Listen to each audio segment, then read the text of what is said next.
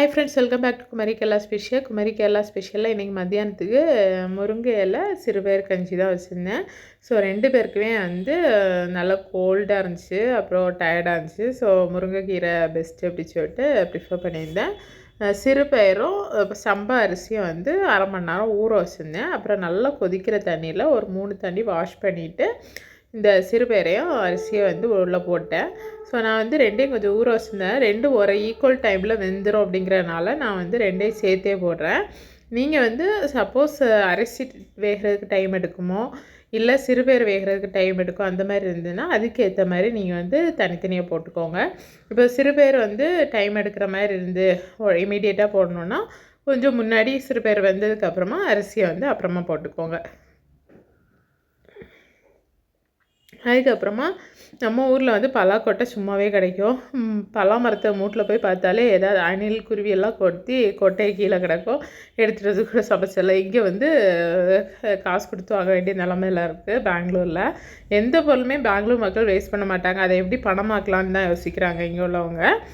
தூரம் போடுறதா இருந்தால் கூட சும்மா கொடுக்க மாட்டாங்க. நம்ம அப்படி கிடையாது, சரி இதாக எக்ஸ்ட்ரா கொண்டு போ அப்படின்னு கொடுத்துருவோம். ஆனால் இங்கே அப்படி கிடையாது, 10 ரூபானாலும் வாங்கிட்டு தான் தருவாங்க. அந்த மாதிரி ஒரு வாட்டி நான் மருதாணி இங்கே கிடைக்கலன்னு சொல்லிட்டு ஒருத்தங்கிட்ட கீரைக்காரக்காட்ட ஒருத்தங்கிட்ட கேட்டேன். அவங்க 50 ரூபாய்க்கு கொஞ்சோண்டு மருதாணி கொண்டு வந்து கொடுத்தாங்க. ஸோ அந்த மாதிரி தான்.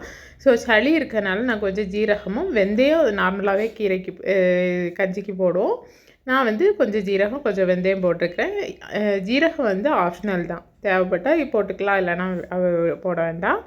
அதுக்கப்புறமா கொஞ்சம் பூண்டு, ஒரு கைப்பிடி பூண்டு, ஒரு கைப்பிடி சின்ன வெங்காயம் உரிச்சு போட்டிருக்கிறேன். இது 2 ஆட் பண்ணிவிட்டு அதுக்கப்புறம் லாஸ்ட்டாக அரிசி சிறுபயிறு எல்லாம் குக் ஆனதுக்கப்புறமா முருங்கைக்கீரை ஒரு கொத்து. அதுவும் கடையில் போய் பார்த்தா முருங்கைக்கீரை இல்லை. இங்கேயும் ஒரு 5 கொத்து எடுத்து வச்சுட்டு 50 ரூபா 30 ரூபா வாங்கிடுவாங்க. கீரை இல்லை இன்றைக்கி, அதனால் பக்கத்து காம்பவுண்ட்லேருந்து ஒரு கொத்து தான் கிடச்சிது. சரி ஓகே பரவாயில்ல அப்படின்னு சொல்லிட்டு அதை போட்டோம். சும்மா லைட்டாக மழை பெஞ்சா போது உடனே எனக்கு சளி பிடிச்சிருது. நேற்றுக்கு நல்லா மழை பெஞ்சிச்சு, நனையக்கூட இல்லை, அதுக்குள்ளே சளி பிடிச்சிச்சு.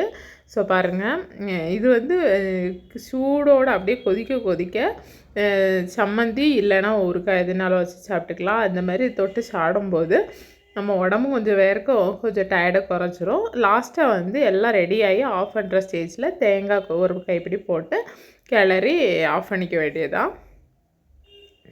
ஸோ இதுதான் மோஸ்ட்லி எங்கள் நாகர்கோவில் சைடில் உடம்பு சரியில்லையா உடனே கஞ்சி அப்படின்னு சொல்லிட்டு இந்த ஸ்டைலில் தான் நாங்கள் கஞ்சி சாப்பிடுவோம். நீங்கள் எந்த மாதிரி வைப்பீங்க அப்படின்னு சொல்லிட்டு கீழே கமெண்ட் பண்ணுங்கள். பிடிச்சிருந்தா லைக் பண்ணுங்கள், ஷேர் பண்ணுங்கள். தேங்க்யூ.